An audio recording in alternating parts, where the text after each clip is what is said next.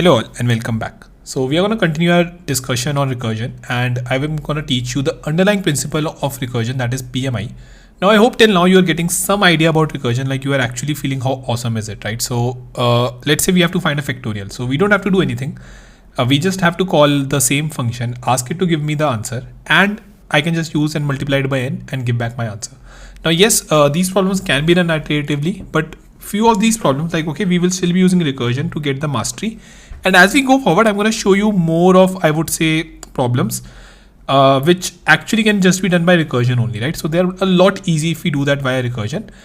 Now the main problem with recursion, which I fell for, and even I see most students like who are learning it falling for, is that we try to go a lot deep into recursion, right? So as of now, even I am trying to show you by making three times the function calls and everything. Okay, so what happens is that whenever they're presented with a question where they find out that recursion is to be used, they take a lot of time, right? They are actually drawing and finding out cases and making everything, and that is the, I would say, biggest mistake which you can do if you are solving recursion. So to understand more on that, we have to understand the major, or I would say the basic principle on which recursion lies, and that is nothing but principle of mathematical induction, PMI. Okay, so recursion principle is based on PMI. So understanding this will further help us to master recursion, and believe me when I say it, this is very important. Okay, so if you understand this once, this is going to be a lot helpful to you in writing the code for your recursion. Okay, so now let us see what PMI actually is. So I've written a beautiful handwritten notes for that. Now PMI actually is taught in schools. So in the school textbook normally it is taught, but because it's a very small chapter, we don't pay a lot heed of that. But yes, PMI is something which we have most probably must have already been I would say learned about, but of course we did not remember it, or we were not aware that it can be used like this. So PMI was actually used to prove some fact or some equation. Okay, so for example, let's say if you want to prove that some function is true for all n, for all n belonging to natural number, right? So let's say you have some function which is having some I would say expression, and you want to prove that this function is true for all natural numbers. So you can do that very easily using PMI. Okay, so PMI actually gives you a framework using which, if you perform these steps and you're able to, I would say, properly just perform those steps particularly right, okay, then you can say using PMI that yes, this whole equation is true, or this particular fact is true.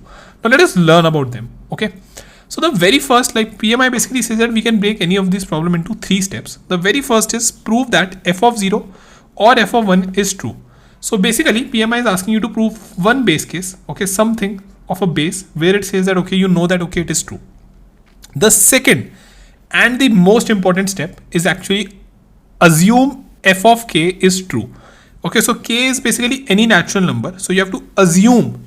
I will be focusing and I would say pressing you a lot on this exact word and this step, because this is the most important one. I'm going to make so many diagrams for you to make sure that you get this particular point.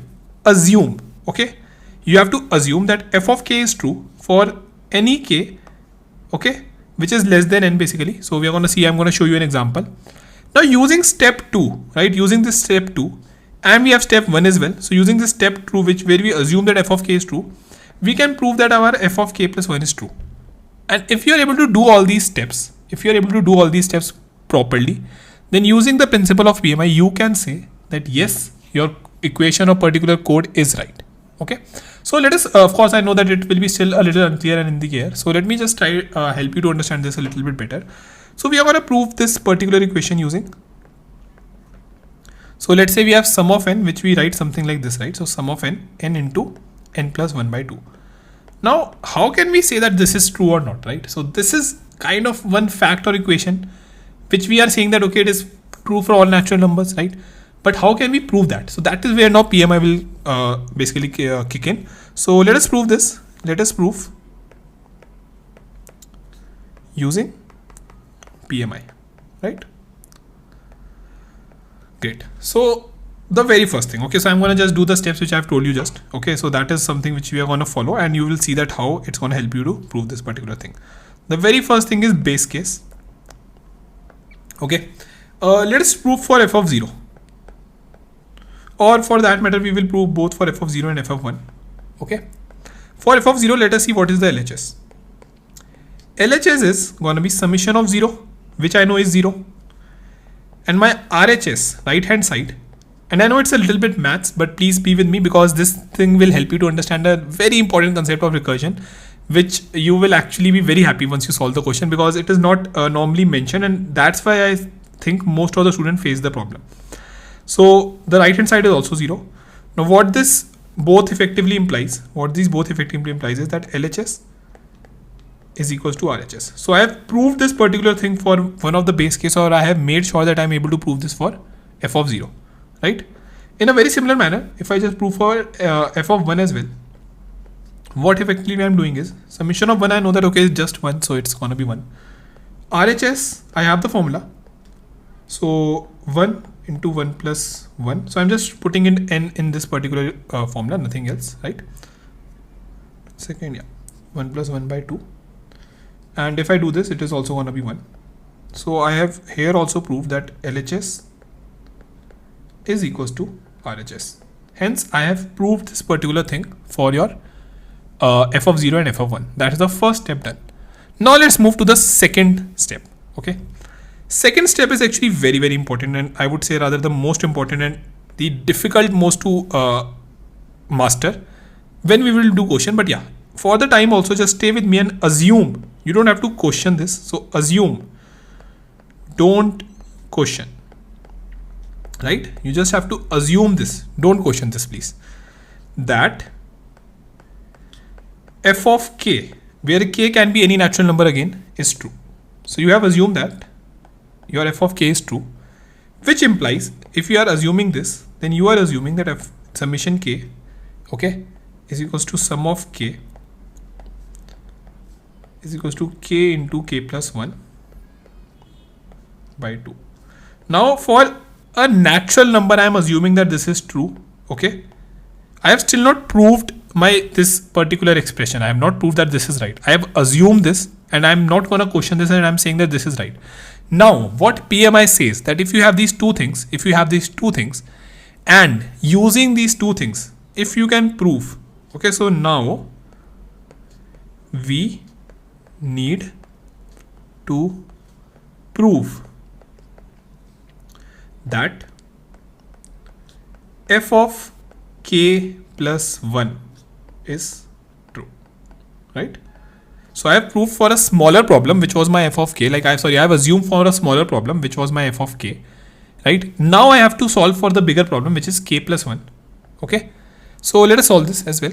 Okay, so what will become my k plus 1 if I do it like this, summation k plus 1?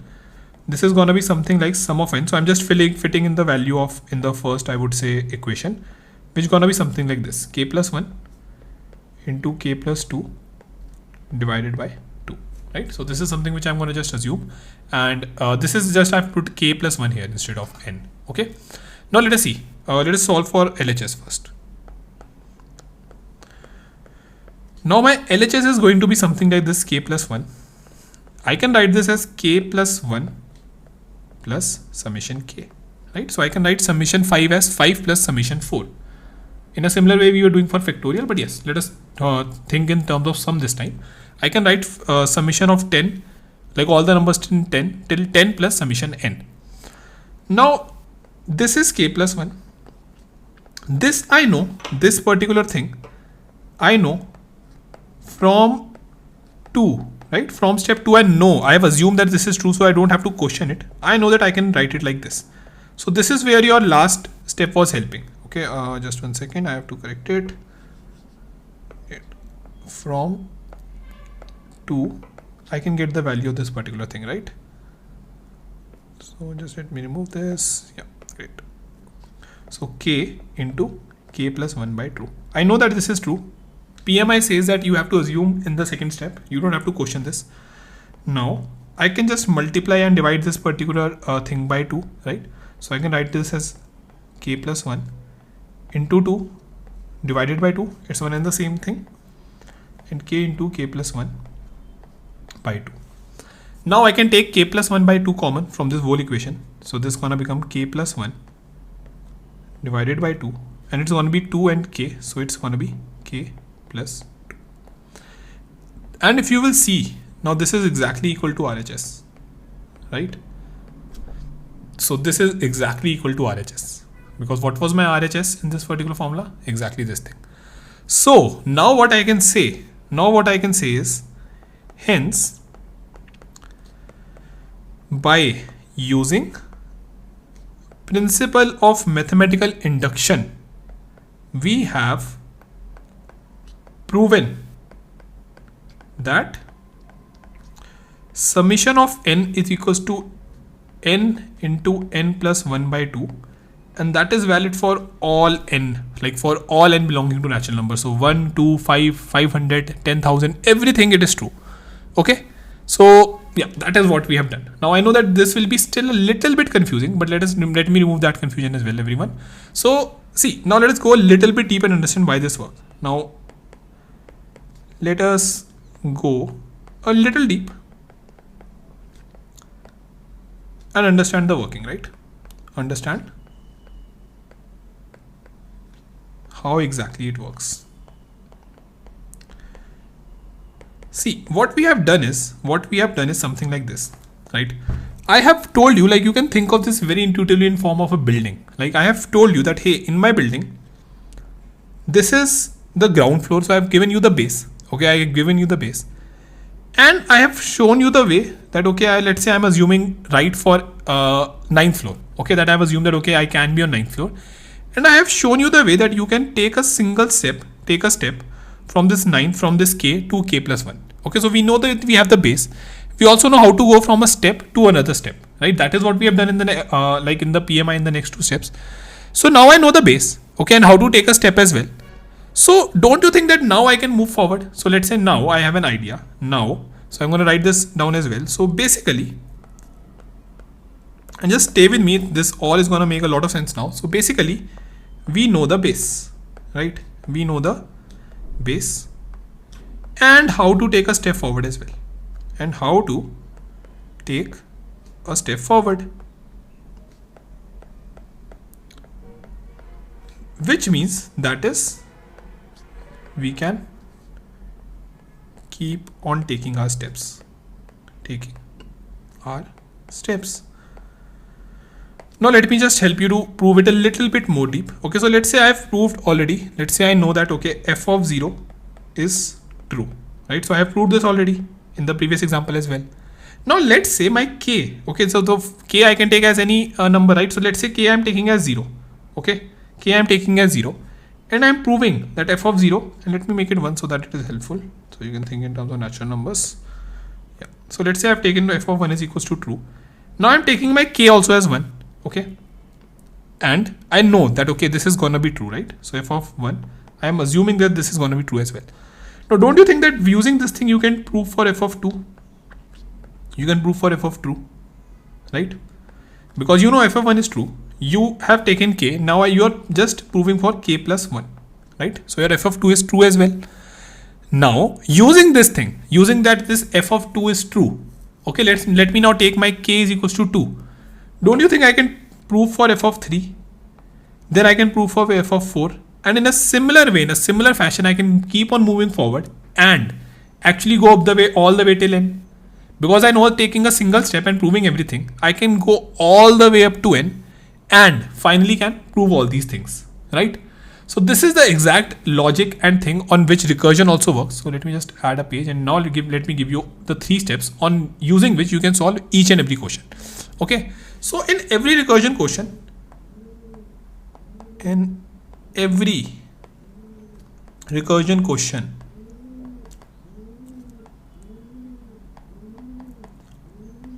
we just have to apply PMI. Okay, so we just have to apply PMI, and the steps will gonna make everything clear. Okay, and PMI says that once you do this, okay, if you are doing this properly, then your work is done. So what were the 3 steps again? The very first one, okay, 3 steps. The very first one was base case, right? So we have to just take a base case. We have to say that, okay, this is the base case and I know this is gonna be right. Second, I have to assume, and I'm gonna again be very pushy on this particular thing. Assume, you don't have to question that. So this time I'm taking my k as n minus 1. Okay, so I'm assuming that for my k, which is n minus 1, which is nothing but my small problem. Okay. I have to assume that this is true. I have gotten my answer rightly. How? I don't care. PMI says that you don't have to question this. You have to just assume that, okay, you have gotten this. Now, I know that this is going to take a lot of time, and that's why I'm going to do lots of question with you, because this was something which even I took a lot of mind and everything. But yeah, you will get hold of it once we do 2-3 questions. Now, using assumption in step 2 and base case,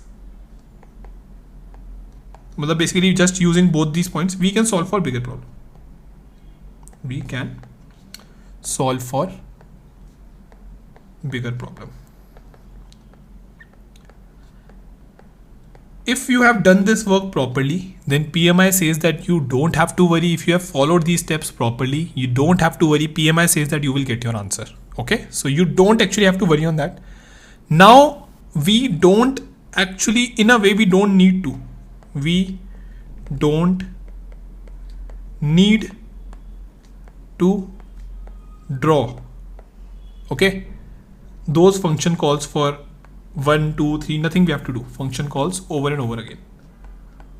Over and over again. Right? So yeah, I hope this is clear now. I know that this is a little bit maths and things to wrap your head around, but now you're going to see when we do the question, and we are just going to do the questions now, right? So the way I have explained you, now you will see the magic. Okay. And I know it's seeming a little bit magical, right? That, hey, I can just tell the base case and then I can just tell you what exactly is going to happen.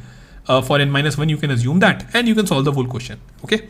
So now let us see how we are going to solve the question by using all these principles.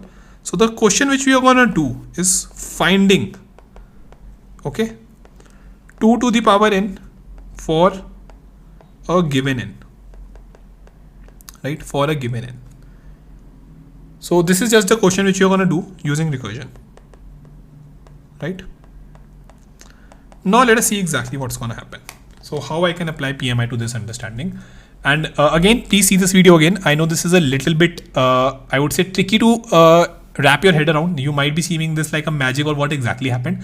If you will see this 2-3 times and you solve some questions, which I'm going to now do, like we are going to solve easily 5-10 questions so that this understanding becomes clear to you.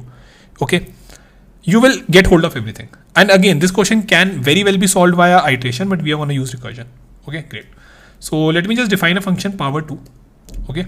And let me take an n here. And let's say I'm finding the power 2 of n. Okay. So something like this I'm doing. Now I can just print this, print power 2 of 5 for the timing. Okay, now let me write my function. See, the very first thing what PMI says is define your base case. Now I know that if n is equals to 1, my answer is 2, right? So I particularly know this thing that, hey, when you are saying me to ask for find for 1 second. Yeah, 1 second, everyone.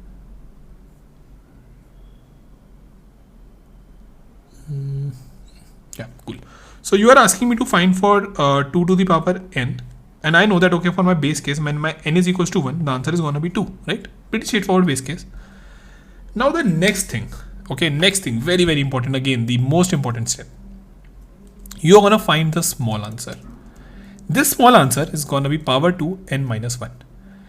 Now I don't care, okay, what this answer, how this is going to get calculated. As of now, I don't care. I'm going to first write my code and then I'm going to show you the exact thing. That is not a problem. But while writing code, you're not going to go deep. You're not going to think that, okay, how exactly are you going to get your answer? You have to assume that, hey, for n-1, you got your answer. And this is the right answer which recursion has given you. Now, if you have this answer, which is your right answer, can you find your answer? I think you can. If you have. Okay, so let me just show you as well that how we solve this problem. So, and can we write a recursion iteration for this as well? Pay attention, everyone. So this 2 to the power n, I can very well write this. As something like this. 2 into, just 1 second. Yeah, 2 into 2 to the power n-1. So if I have this power, let's say 2n. So I'm writing this in just a maths function. Then we can write it something like this, right? Power 2 n-1. Okay, so this is the base and this is the power. Now this overall is again a recurrence relation, everyone. We are using the same function. Don't you think this is a recurrence relation, everyone? So we are using the same power function. in this particular code. So this becomes a recurrence relation which I can use further. And once I've gotten this my recursion function or recurrence relation, so this is known as recursion function or relation. Okay, recurrence relation. So if anyone asks you to write a recurrence relation, that is something which you have to write. Relation. Okay. Now using this knowledge, once I have created this particular thing, what I have to just do is I have solved for my base case. So this is my base case, right? Base case 1. This is my second step where I assume. Okay, so it is known as step 2. This is known as actually induction hypothesis. This is known as induction hypothesis. I think I've mentioned this here as well. So 1 second. Yeah, so it is written here. This step is known as induction hypothesis, where I just assume. Okay, I don't question it, I just assume this. Now this is induction hypothesis. Now once I have these two steps, in the third step I can just use this thing and find my answer. And the principle of PMI says that you don't have to worry, your answer is gonna be right. Your answer is gonna be right. If you have done your work properly, if you have done this particular thing properly, and if you have used this particular thing, so see, I've used a small answer. That is something which we used in the sum question as well. Then PMI says that you don't have to worry, you have done properly and you don't need to actually work on that. But I'm still gonna show you, because see, first you're gonna write the code and then you're gonna actually draw everything. You're not gonna initially draw these functions, because then you will keep on drawing these functions if given with the question. Now pay attention. What's exactly gonna happen? The very first call I'm gonna make for n is equals to 5. My power function, it's gonna check at line 2 and 3, but at line 5, right, it's gonna make a call to my function with n is equals to 4. Now again, what's gonna happen at line 5, this is gonna make a call to n is equals to 3. This is gonna make a call to n is equals to 2, and finally a call to n is equals to 1 is gonna get made. Now for n is equals to 1, as we can see here, I am returning 2. Now once I got my small answer in this n is equals to 2, I am gonna just multiply it by 2 and return my answer. So I'm gonna return 4. Similarly, this 3, it's waiting at the line 5 as of now, but once it gets the answer, it's gonna find its answer and return 8. Similarly, when my 4, which was also waiting at line 5, it gets its answer, it's gonna return at line answer as 16. And finally, the n is equals to 5, it's going to return the answer as 32. So this is the exact same thing which is happening behind the curtains. But again, you don't have to do that before writing the code. You have to use PMI to write your recursion code. And if you do this, I can assure you, you will never ever face any problem in any of the recursion code. We are going to do solve, I would say, the difficult test of the question, the most difficult question as well. And you will see that, okay, we are not facing any problem. Yes, it's a little bit not, I would say, complex, tricky and magical to wrap your head around, but it works. And I can show you that as well. See, it gives you the answer as well. So while writing the code, I just used PMI. And because I know that, okay, recursion in the backend is using the PMI principle only, it is working absolutely fine. Let us now see this quickly. Just once I will show you this code quickly here as well. So again, same thing happened. Power 2 gets defined. We are calling it for 5. 5 is going to check if it's 1. It's not 1. So it's going to call for 4. 4 is going to call for 3. Each and every one of these functions are still in the memory. They are waiting at line number 5. It's going to call for 2. Then finally the call for 1 is going to get made. Now, while writing the code, I didn't think of anything, right? So while writing the code, I just followed the principle of PMI, and that is something which you also have to do. So if you have now, if n is equals to 1, right? That is where I was returning 2. So return value is true. Let us go back. Now this power 2, okay, for n is equals to 2 got its answer as small answer 2. It's going to find its answer, going to return that answer. Then it's going to find it, this particular with n is equals to 3, going to find its answer and return the answer. Power 2 with n is equals to 4, going to get its small answer, find its answer 16 and going to return the answer. Finally, the code which we called, okay, it also got its answer. It's going to find the answer and return it. And finally, we got our answer as 32. Now I have shown you this 3 times, this working and everything, and I hope you know the reason, because it will be a lot more clear to you. But I've also shown you how you have to actually write this code, right? So I have not actually drawn this before writing the code, because that's what PMI helps us to do. And yes, it's magical, if you understand it, and I hope that I have done a good job in explaining you this, because now we are going to solve lots of questions, and in each and every question you will understand that exactly how using the PMI we will be able to write the code for recursion, and we don't have to worry on anything. Okay, so great everyone. Now in the next few classes we are just going to solve lots of questions of recursion and master it. Please make sure that you see these 3-4 videos which I've explained again once, because that is going to help you a lot. And recursion, as I said in the starting, it's a little tricky to understand, but with this overall framework mindset, you will be able to actually solve each and every question of recursion, and that I can assure you, because that is something which even I took a month to master and understand. And after that, I kind of wrote and explained you in that way only, so that you don't face any problem. Okay, cool then everyone. So we will meet in the next class, and we are going to solve lots of questions. So then we will see that exactly what happens and how recursion is so magical in solving so many of these questions, and we will master recursion. Okay, cool then everyone. Let's meet in the next class. Thank you.